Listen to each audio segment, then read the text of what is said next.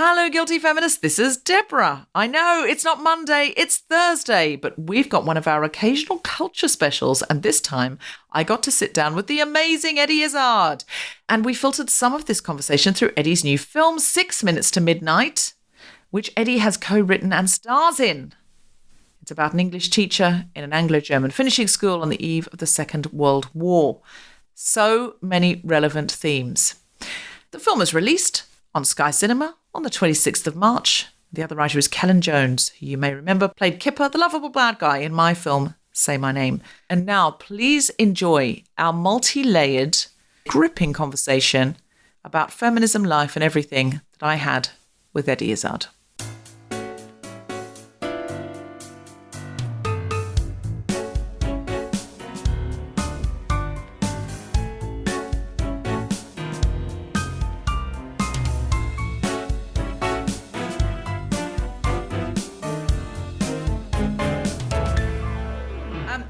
Do you know The Guilty Feminist? Have you ever heard of The Guilty Feminist?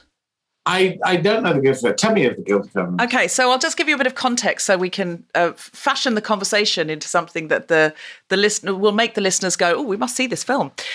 So The Guilty Feminist is a podcast about our noble goals as feminists and our hypocrisies and insecurities which undermine those goals. Okay.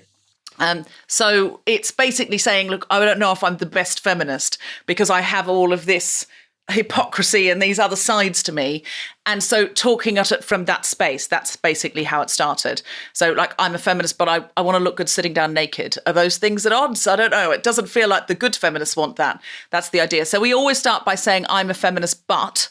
So one, for example, that I just came up with this morning is I'm a feminist, but if I were in a loo, and a public loo, and on the way out, I saw that Priti Patel was walking out and she had her skirt stuck into her knickers, I wouldn't tell her. Right. But that, I don't think that makes you not a feminist. And I think that makes you a feminist, actually, I think. Well, there you go. There's often hidden feminism in the I'm a feminist but. I mean, it's not I'm a feminist, but I killed a woman. It's not that. It's the grey areas. You know, normally it would be a sisterly thing to do, wouldn't it? To go, oh, I just need to tell you that. But with Priti Patel, I'd make an exception. I'm a feminist, but if I were in a fitting room in Selfridges with Priti Patel, I wouldn't say to her, if she was admiring herself in the mirror, that's really your colour, you should buy it, even if it was, and she should. I mean, that's how much I dislike Priti Patel, because that's the code of feminism no one can ever break. That's a code of sisterhood that must never be broken. I understand. You see what I mean? So if you have any I'm a feminist but, so you can think of any, please feel free to chip them in. You don't have to have it now, but I might try and get one from you before you go. Oh, here's one I wrote earlier. I'm a feminist, but if they said they would let me out of lockdown a day earlier than everyone else so I could get all my waxing and manicuring and blow drying done, I would say valiantly, no, I will wait for my sisters. Unless, of course, they could guarantee me no one would find out. And yes, then definitely yes. Thank you. I'll take that. Yes. Yes, please. I'm a feminist, but I can't stand fascist women. Does that work? Yeah, that's pretty much my Priti Patel one. Ah. Yeah, that's good. That's good. How do you feel about Thatcher? That's a good one. Although Thatcher, I think Thatcher's such an exception. Well, Thatcher, her epitaph is, she said that Nelson Mandela was a member of a terrorist organization, and she said that General Pinochet was obviously her best friend, and he instigated the caravan of death and was happy to have people pushed out of airplanes at 20,000 feet. And so I'm a feminist, but Margaret Thatcher wasn't. Is that? Yeah. Margaret Thatcher, when she said women should stay in the kitchen, I mean, she was a horrible person. But not all women are feminists. And also Margaret Thatcher said outright she wasn't a feminist. But interestingly, Jerry Halliwell said when asked during the height of the Spice Girls excitement, must be mid-90s, said that when asked who her feminist icon was, as someone who advocated girl power, she said Margaret Thatcher. I don't think she really knew fully the full story. She might not say that anymore. We can't hold people to everything they said in the 90s. That's one thing I feel quite strongly about. Yeah. I don't want to be held to everything I said in the 90s. Well, I'm happy to be held to whatever I said whenever. Are you? God. Really? I just feel like this thing now when people troll through your Twitter and go, look what that person said when they were 19. I'm like, thank God there was no Twitter when I was 19. Yeah, go for it. Knock yourself out. Anyway. I could have said anything. So to get into your film, yeah, because it's set in a girls' school, and when Kellen asked me about talking about on the podcast, I was thinking, how is this a feminist film and how is this a film that our listeners might be interested in?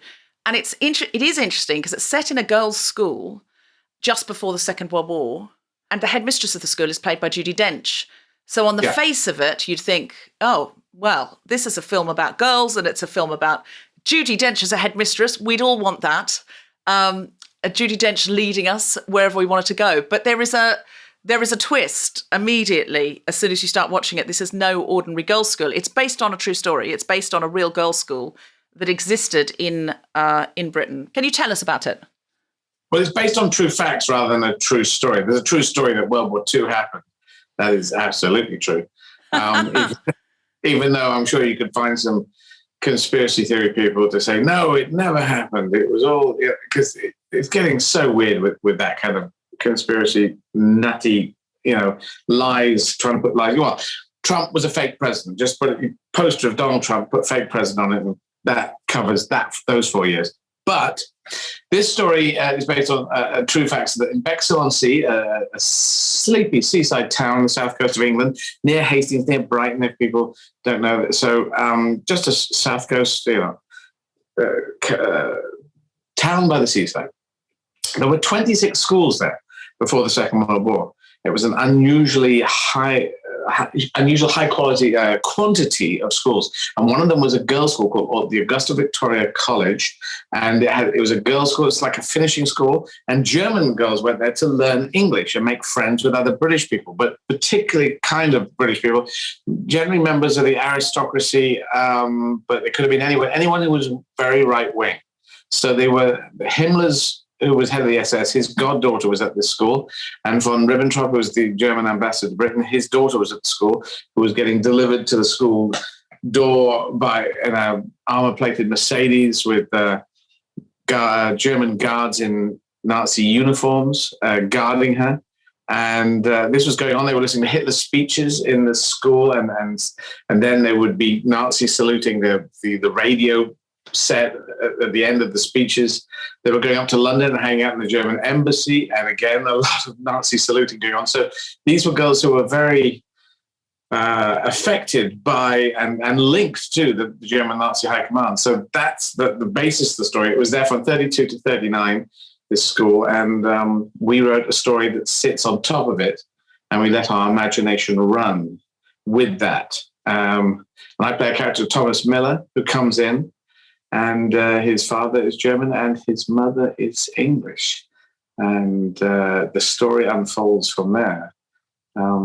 So it's a story of hearts and minds. And it would look, if you think about most war films, or this is a just on the eve of war type film, but you think it's, it tends to fall into Germans bad, British good. But in fact, of course, this is not that. And that wasn't that even back then. It was just ideas are bad and ideas can be good.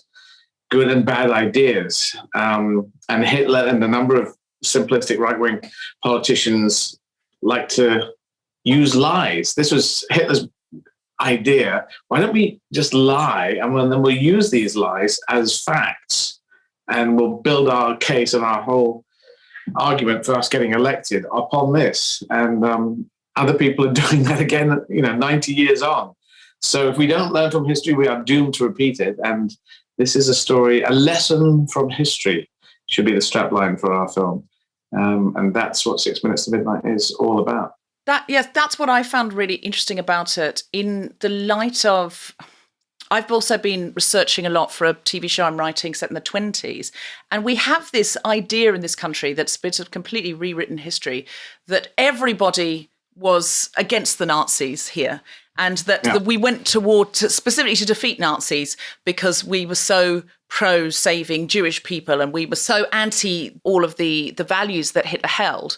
But there were so many anti-Semitic people in this country in the 20s. It's really hard to find a figure from history you love that wasn't anti-Semitic, that isn't Jewish. It's a struggle. It's possible, but it's actually a struggle.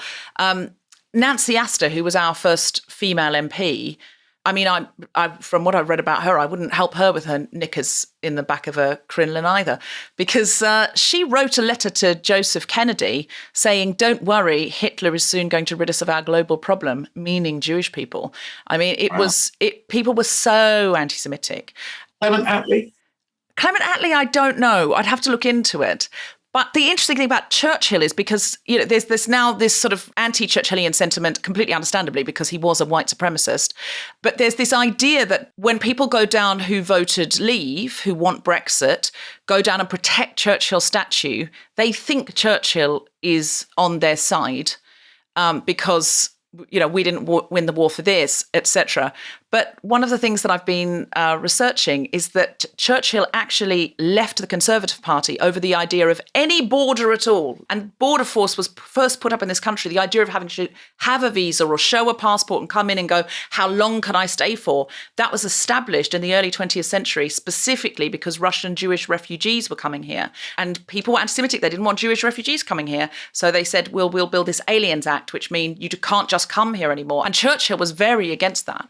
Idea. So much so he left the Conservative Party over it. He gave a big speech and said it's anti-Semitic and we're a country built on immigration. Churchill was he said we should join up with France when they got down to the really tough point when the Nazi Wehrmacht was steaming through just because Hitler had been practicing for this war for 6 years. He said join up with that. And he knew that the whole idea that we fought this war and we kept fighting wars in Europe on and on and on and on and on. If you go back through history, the European Union was set up to stop that happening. So this has got totally lost down the back of the sofa. That is the point of what the European Union was set up to. So this whole idea that running and hiding from our own continent is going to really help is just nonsense. But anyway, we're promised £350 million a week going into the NHS. So there's something. And what have we had? A 1% increase on nurses' fees after they've done all this very hard work. Oh my God, is that devastating? Yeah, I can only assume the 350 million a week is going to arrive any day because I read it on a bus. And the same people voted for Donald Trump because they read Make America Great Again on a baseball cap. When does do the reading mean read passing vehicles or items of clothing? It's so terrifying. How much of your decision to create this film, because did you co-write the screenplay or did you co-write the story? I co-wrote both. You co-wrote the story and the screenplay. How much of your decision to write this material, to come to this material, was inspired by Brexit? Because obviously you're extremely, and have been for many years, pro-European. No, this story is 10 years in the making. So this isn't a story about Brexit. Brexit is, and Trump and Brexit are the same thing. And Trump said that many times, that he's just Brexit plus. So you put all those together, and it's obviously extreme right-wing ideas, but they were happening around. This story is a story about the school and the girls and the ideas that were happening back then. It just happened that by the time that the development started, which was about 2008, going all the way through up to coming out in being finished filming in 2018, that all of Brexit and Trump said that all happened on top of it. So just as like the politics that was spinning around in the world landed on top of the film coming out. So it wasn't done the way around as a reaction to anything. This was just a film that we wrote. And then simplistic politics decided to try and take hold. As some people said, let's try the 1930s all over again and see how that will turn out. Well, that's very interesting. Sometimes you just hit a zeitgeist, don't you? Sometimes, because I started writing this 1920s thing before the pandemic, and now I'm like, oh my God, we're coming back into the roaring 20s now. Everybody's anticipating it because of the pandemic, that when we're allowed to be together again, there will immediately be massive orgies and, I suppose, formal sex events, I should probably say. Formalised, invited sex events and fashion. And I absolutely imagine that. I can absolutely see coming out of lockdown and thinking, I'm not just going to meet friends in the pub in any dress that I've picked up off the floor from the night before. I'm going to think about what I'm going to wear because I've only worn pajamas for a year, Eddie. So sometimes you hit a zeitgeist. And I felt when I saw this movie, I didn't know you'd been working on it for 10 years. I thought, oh, this is in part a response to what's happening with Brexit, and being very careful to look around and say, you plant these ideas in people's heads that somebody else is the other and the other is the enemy. And if you can sell that narrative, then you at the top can take all the power and all the money, because these people down here are looking at each other and accusing each other and continuing to play out that narrative. And you can see in this film the way the girls are being educated. And I thought one of the most interesting scenes of the film was the, for me, the most compelling scenes that I still remember, and I saw it over a year ago, but is the girls being educated in the classroom about Jewish people, very specifically educated about that. Well, that's a Kellin. That comes from Kellin, and that was linking it into the fact that my character that I'm playing, Thomas Miller, has got into a situation where he's been blamed for things, and so we dovetailed that in with the instruction that happened, and it happened in schools very overtly, as the schools were Nazified in Germany, about demonizing different groups of people, particularly Jewish people. But the Nazis just chose who to demonize. It's to them, these particular people. And so they didn't look Aryan. Now, the weird thing is that the Nazi Party high command were the most un-Aryan looking bunch of weirdos the world has ever seen. I mean, there's just not an Aryan one amongst them. So this was, our story kept moving, as it does with scripts, as you'll probably know this with scripts, you must know this was good. We were driving in this direction, that direction. What elements stay in, what elements get cut out, what elements get filmed. But that was a good way of making it spin round, and having Carla Uri's character playing their teacher, who's a German person, teacher, and had been at school before, being able to pull the girls to her away from Miss Rockwell, who is the head of the school and has been played by Judi Dench. So that's when it all starts to spin, and Thomas Miller is getting into a very difficult place in his story at that point. Yes, because he sort of just turns up as this kind of hapless substitute teacher or supply teacher, really, and gets involved in something he doesn't want to be involved in. As you can imagine, on the eve of the Second World War, the government would be very interested to know what the daughters and goddaughters of prominent Nazis are saying, thinking, what they know about what their parents are doing, etc., etc. So there is, of course, a great deal of interest from the government in this school, without giving massive spoilers away. So it's easy to see how somebody who might have started off as a bystander can get very involved in that to their own personal cost. One of the things that I think is interesting about you doing this piece of material as well, in terms of the increasing voice of the far right and the increasing othering of people, on this podcast, because we're a feminist podcast and we're trans inclusive, we're always struggling with how much anti-trans sentiment there seems to be on the internet right now, and how flammable that situation is. You've been somebody who's been trans for many years, and the language of the subject has evolved, but you've, I think, been quite clear about yourself for many, many years. How do you feel about that situation at the moment? Is it okay to talk about that?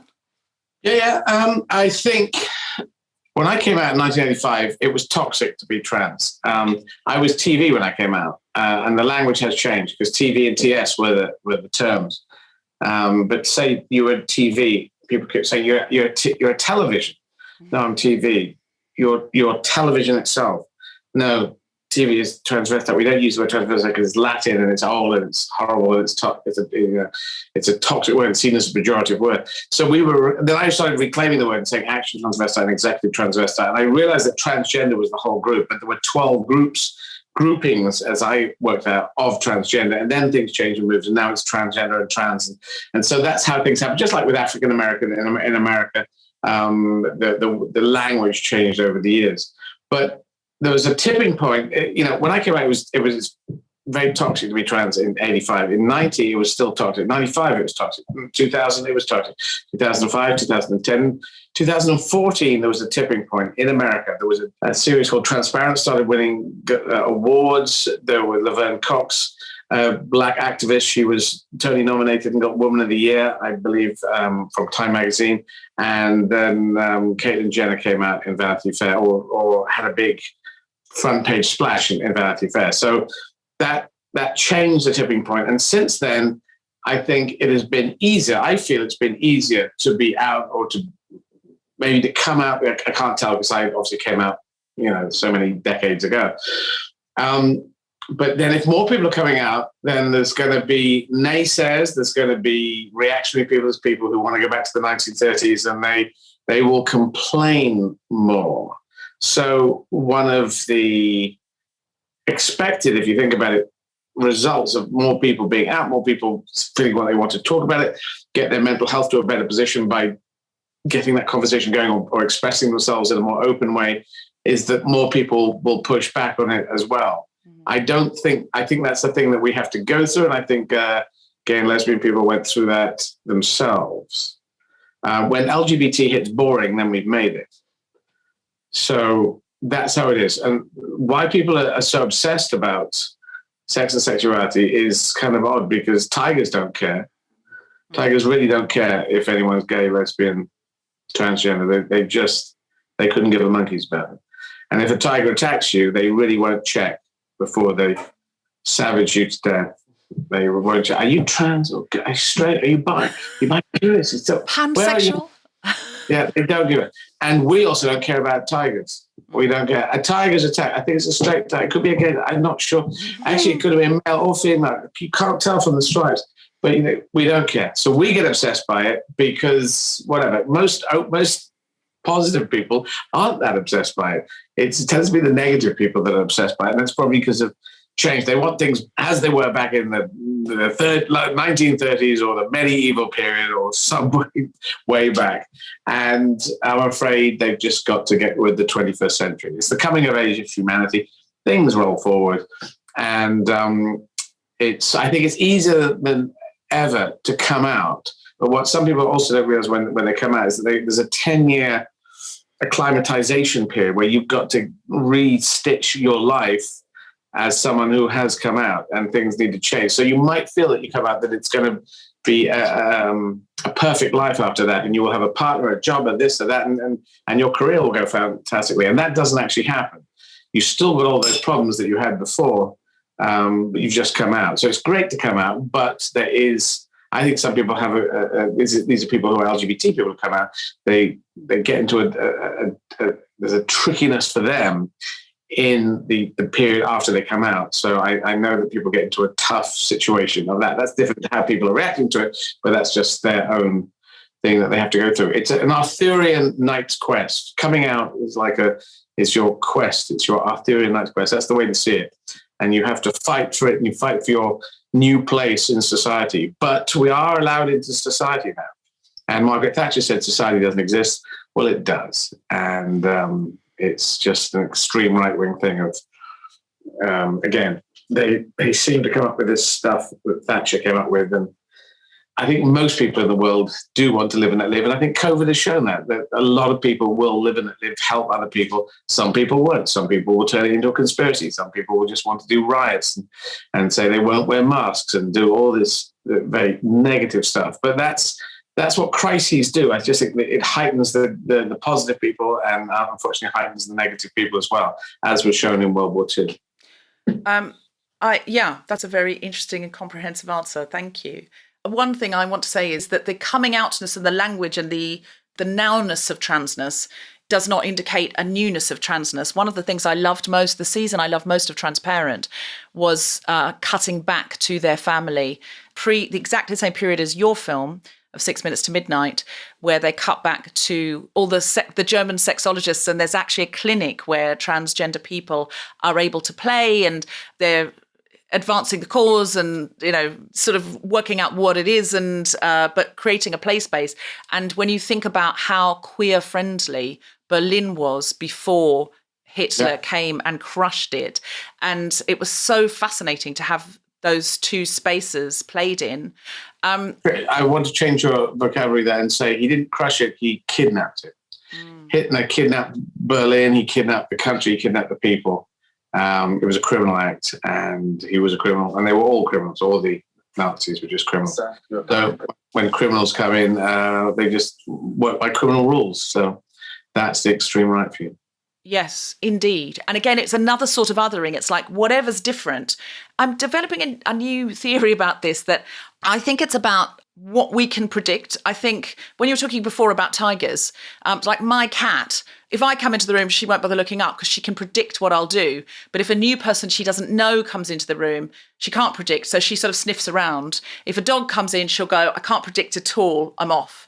And I think the reason we love the binary so much is we think we can anticipate. We think if people will stay within this binary state of what I know, and every generation scrambles the binary to one extent or another. So in the 50s, you scrambled the binary as a woman if you wouldn't wear skirts and you went and got a job. And, there was a sort of, we don't quite trust that. And then now it is completely normal in our part of the world for women to wear trousers and have jobs. So it doesn't scramble the binary when we see a woman running a company in trousers.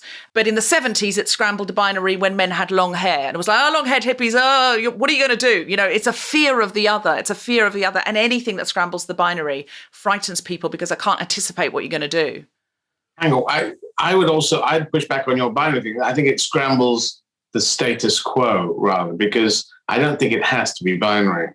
We're having gay parents and a number of people might struggle with that, but we know that as long as one parent loves a child, then that child has hope.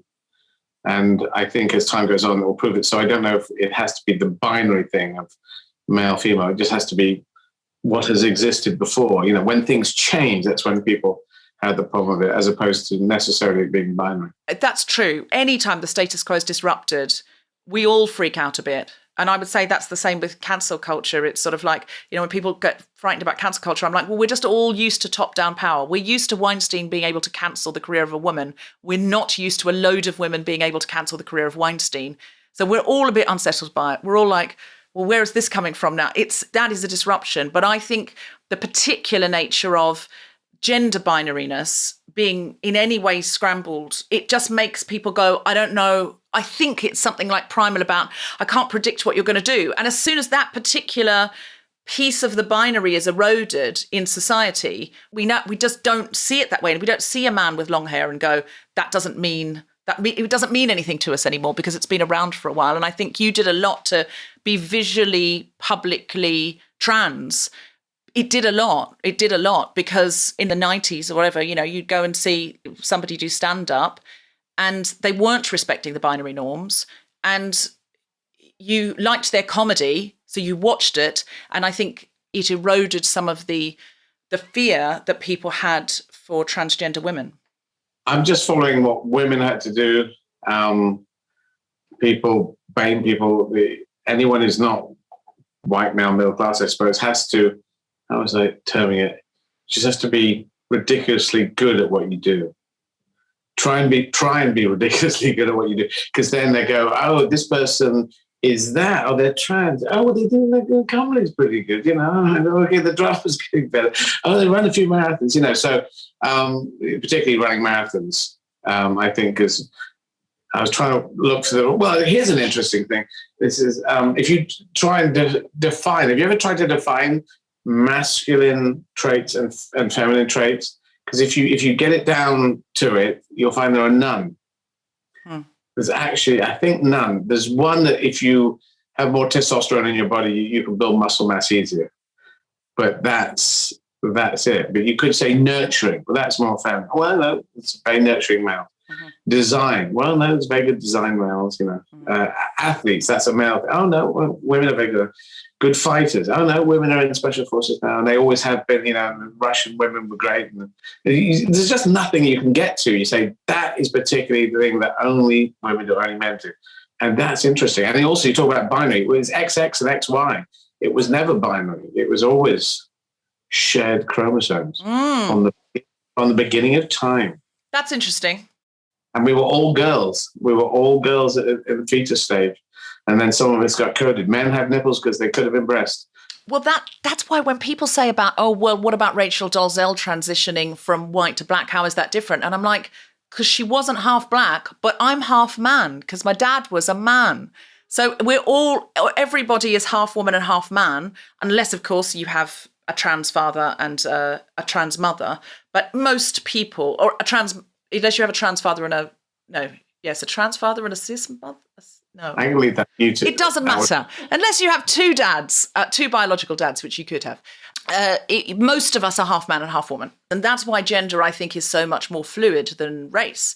One of the reasons why it's so much more fluid. And we all have, in our role modelling and our society and the people we sit next to, we've all got this fluidity all around us and within us. And, it would be lovely to be in a world where every child could see themselves reflected in their community and on the television, no matter what traits they had, no matter how they felt, no matter how they identified, no matter what their gender expression was. That's the world I would like to live in. And where our binary is we just don't have a respect for the binary anymore. We have a respect for the individual, and we see people's humanity before we see people's identity.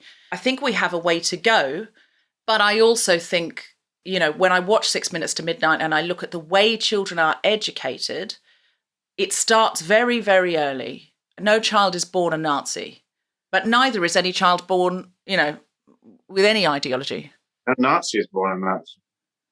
No, everybody is a blank slate when they come out. They might have a predilection or a personality trait to want to share or want to hoard, but most of us have both of those things in us, in truth. Yeah, that thing is, where does evil come from? And the extreme right are evil. They just seem to be, it could actually just be that they don't have the empathy genetic, so they just can't load that in. But then Nazis did profess to, if you take Second World War, they did profess to, they did seem to like their own families or kinds. You see footage of Himmler with his daughter. His daughter turned out to be a big Nazi as well. But probably not a coincidence, to be honest. No, but it's interesting. I always wondered, and 6 Minutes to Midnight looks at this, if I grew up in Nazi Germany, having lost the First World War, would I was very much into being a Boy Scout. I was going to be in the armed forces. Would I have signed up for the Hitler Youth? Would I have signed up for joining one of the paramilitary groups? Would I have seen that this is bullshit? There's a guy called Sebastian Hafner, Defying Hitler, a book that was put together by his son, because he refused to bring this out, but he got out of Germany and was writing, I think, for the Observer during the Second World War. That's a German guy who got out, but he was a Protestant. Very interesting. So you could totally understand the Jewish people went through such, obviously, unbelievably hellish time, and if they got out, yes, absolutely, get the hell out of there in the 30s. But if you're a Protestant person and you've got no one's bearing down upon you, and you say, this is garbage. This whole country has been kidnapped by this insane criminal Hitler, who I think is going to become a mass murderer. And this guy said, I'm getting out of here. Watch, next time you watch Casablanca, Paul Henreid is playing Victor Laszlo, and Konrad Veidt is playing Major Heinrich Strasse. And he's the German bad guy who gets them doing in Everyone Comes to Rick's. It's in Rick's Cafe, and he's doing some sort of German song, and then up gets Paul Henreid, and he is Victor Laszlo, and he says da da da da da da da da da, and then you got them singing that song. Very emotional moment, actually. Now the interesting thing is, we all hate Konrad Veidt and this Major Strasse and his bad German person, and we're really into Paul Henreid. They're both German. Both the actors are German.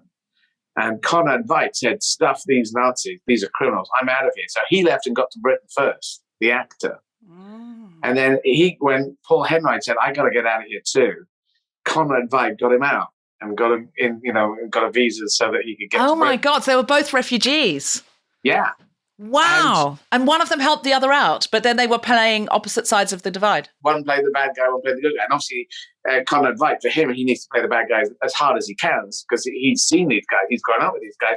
And also Paul Henreid has as well. And I just find that fascinating that in that exchange, it's so emotional. And you hate this one guy and you love this other guy. And they're friends, and one got the other one out, and they're both German, and they both think they're both political refugees. Yeah, political refugees, and hate the German the Nazis, but not the Germans. They love Germany. Like my character loves Germany, and my character loves Britain because he's half German and half British.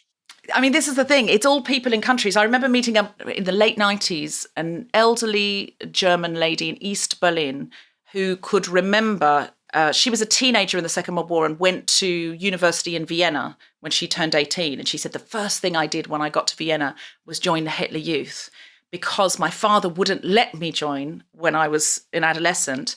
And she said, I would love to say now that was because of his politics, but it was because he was very old-fashioned and didn't think boys and girls should socialise together. And that's where all the boys were. So I was like, right into the Hitler Youth. And she was like, it had nothing to do with, she said, I mean, I remember at school you had to put your hand up and say Heil Hitler. But she said, I see American children saying, you know, I've pledged allegiance to the flag. She said, I didn't know what it was about at all.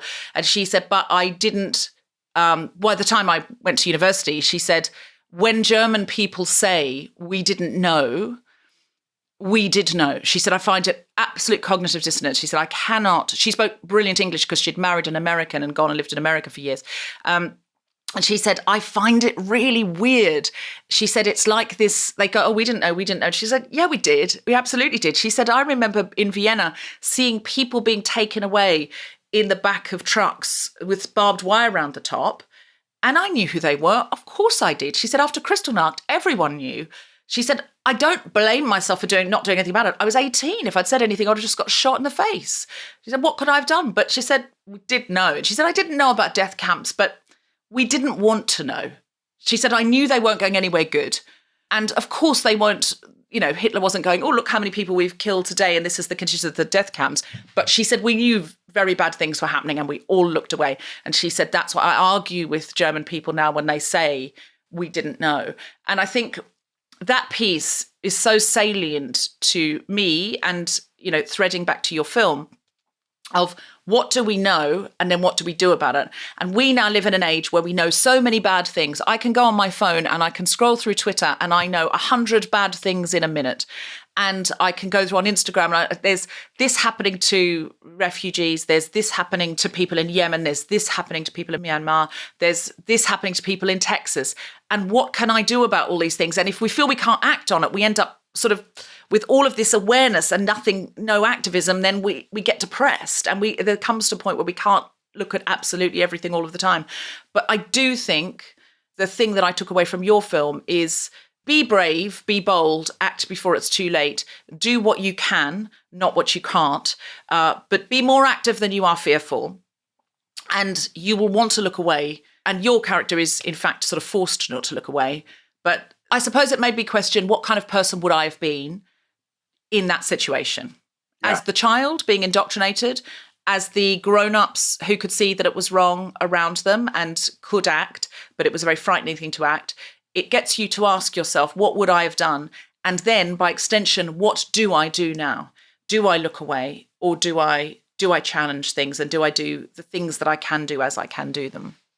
Yeah, I mean, behind it, there is the thing of this is a lesson from history set in a school, and those who do not learn from history are doomed to repeat it. So,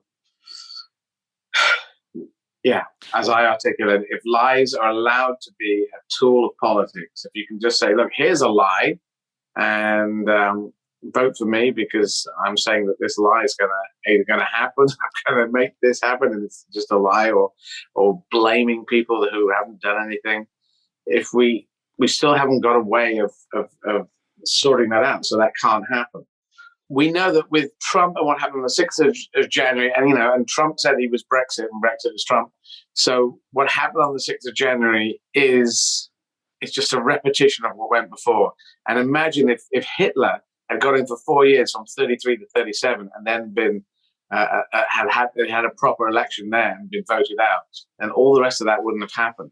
And Trump is still in play, and right-wing ideas are still in play, and people who have lied and got away with it in politics, and they're carrying on and acting upon it, because half our country said, yeah, let's leave, and then half the country said, no, let's not leave, and they said, well, 350 million pounds, we're going to put it into the NHS, and then they said, oh, we're not going to do that, and we did lie about it, and we're just going to just not mention it ever again, and that's a kind of weird thing. So if we do not learn from history, we are doomed to repeat it. So that's what I want people to take away with it. I agree. And I think it asks of you, what would you do? What would you do? And how easily would you be swayed either way?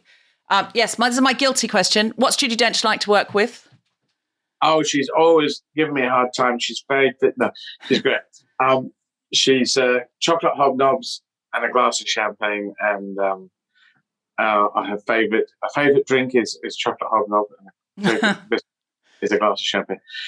So she's just a very young person. She has lived a number of years, but she's very young inside her. This is what I like about her. And when I was playing Victoria in Victorian Abdul, and she played Queen Victoria, and I played her son, who became Edward VII, and we were both dancing to Ray Charles' track, What I Say.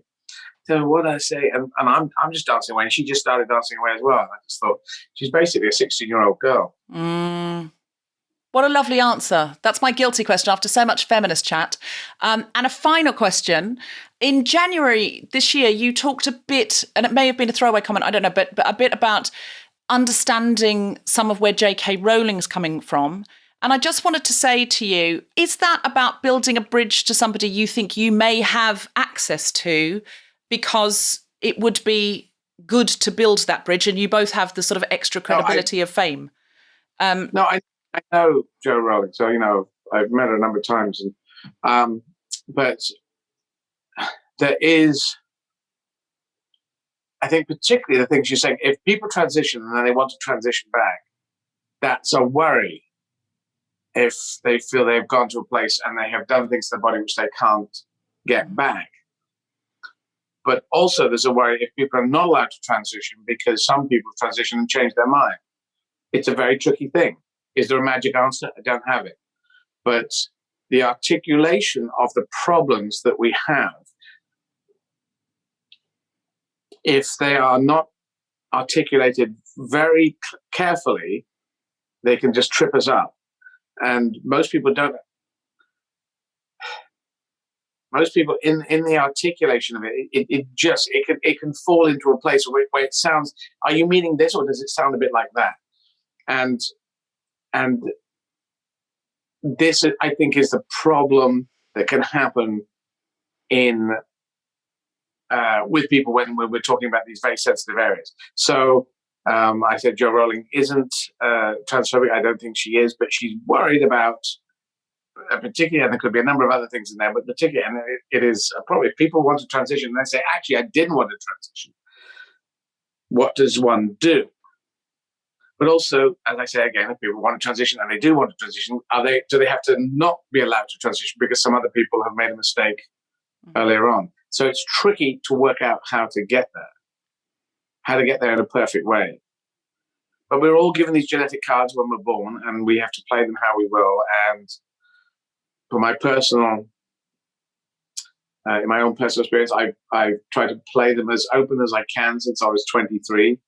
Back in 1985, and I've tried to be open about it to at least get the conversations going. And I've said that people can slipstream behind me if they think that I'm heading in a positive direction. So that's what I try and do. Mm-hmm. And I don't have a magic answer for, some radical feminists saying, there are problems here and we want to push back on certain things. I don't have all the answers, but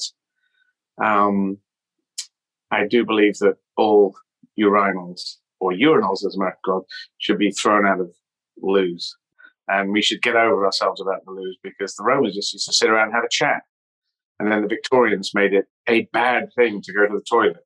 I think what the Victorians would have liked to have done, said no one can go to the toilet ever again. And if you think about monarchy doesn't go to the toilet ever. Mm. You never hear about them going to the toilet. No, it's one throne they don't sit on. Yeah, you would never hear the Queen linked with toilets. So you just think, well, they never ever go to the toilet. Now they must do, but it's just not a mentioned thing. I expect they go to the lavatory or the loo, maybe the Kazi. No, I don't think they ever go. And so, obviously they do, but it's just something it's not talked about. But in fact, it's just a human function. And if we were living as a tribe, we wouldn't have a problem about it at all. Yeah. But as we've refined ourselves into civilization, we made this a bigger problem. And now it gets into a problem with people. And we're all somewhere on the spectrum. There's how we look, there's how we feel, and there's who we fancy. And we should not get so obsessed about it, because tigers don't give a monkey. Mm-hmm. And monkeys. Monkeys don't give a tigers.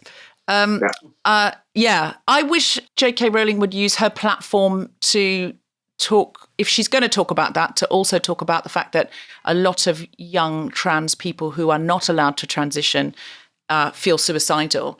And that's a much bigger problem, danger-wise, than the few people who might want to transition one way and then the other. But also, what if they do? It's that if they want to transition one way and then they want to transition the other, and that's their journey. That's not for me to be imposing on them what they can do in their life, as long as they're talking to their doctors. Young people can't really get anything done. And I think there's a lot of scaremongering. If you do know, Joe, do you think you could broach that conversation about the other concerns that young trans people might have that she is not advocating for? Do you see what I mean? Well, I'm saying there is a problem there. Some people want to transition. If you can transition early enough, then your life can be simplified so much earlier than having to transition late in your life, and then putting laws around that make it safe and possible. And it is a complicated question, but I'm trying to help the world to save itself. So I'm going for 7.8 billion people and try to make humanity great again, and saying that everyone should have a fair chance in life. That should be the right of every human being in the world. I happen to be trans, but it's not the center of my universe. It's just something like I can play the piano with it, So I'm not going to wrap myself around the sexuality, because if it's a straight person, no one gives a monkey. They're saying, hey, you should get into straight issues and tell about straight. No. I'm not asking you to be more trans than you are, or more of a trans advocate than you are. You've been amazing. I'm not saying that you're saying that. I'm just saying I wish it wasn't something that has to slow you down in a certain way. Yeah. I get 36 years getting to this place, and I can't sort everything out. And meanwhile, but there's a thing that needs to be sorted out, which is the 21st century is the coming of age of humanity. And in this century, I predict we will either make it a farewell for everyone, or we'll wipe ourselves off the planet. And I think those are the stakes. And I think all the QAnon, the extremists, the right wing, the nationalism of my country is better than your country, it doesn't work. If you think about my country is better than your country, that's just my dad's bigger than your dad. It's from the schoolyard all the way up to a political idea. It's rubbish. There's no country better than another country. You might have more money, but it doesn't make a better country. Be proud of your country. Patriotism, absolutely. Nationalism, no. Didn't work in the 1930s. Doesn't work now. Is there anything else you'd like to tell us about the film? Anything you came to say that you didn't get to say? Anything you think our listeners would like to hear? The film is quite long. Not too long, not too short. Just the right size. It's the Goldilocks principle. 3 bears. Goldilocks would have liked it, and all the bears would have liked it as well. And no, it works. My brother likes the film, and my brother doesn't like things which aren't any good. So you should like it, because my older brother likes it. Okay, what a review. He will tell me if things are wrong. When and where can we see it? Well, it's on Sky, or you can get the Now TV. You can get a weekly pass. It's $11.99, and you can see for that week. You can see a number of things and everything that's going there. It's on the Now TV app. It's $11.99 for a weekly pass, and you can see it that way from the 26th of March. Or Sky on general release from 26th March. General release on Sky if you've got Sky, and if you haven't got Sky, you can get a weekly pass for Now TV for the price of a cinema ticket, which you can't get at the moment because you're not allowed to leave the house. So while you're under house arrest, why not try 6 minutes to midnight and see this juicy piece of history, which Eddie and my good friend Kellen, who was in Say My Name. A lot of my listeners have seen Say My Name, my movie. So Kellen, who played Kipper, also wrote it. It's a thriller rather than a historical drama. It is a thriller that sits happily on the eve of World War II, or unhappily on the eve of World War II. But yeah, it is a thriller that drives itself from that. Right. And Jim Broadbent's in it. It's a storming cast. You will be gripped. So go and be gripped and enjoy 6 minutes to midnight as I did. Thank you so much, Eddie Izzard. Thank you very much. Thank you very much for doing The Guilty Feminist. No problem.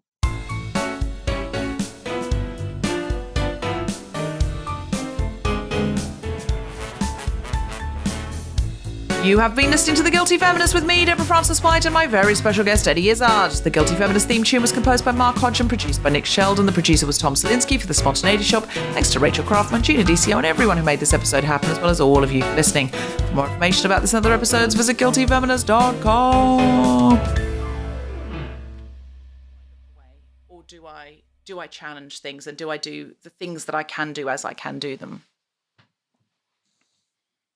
Is there a question behind that one?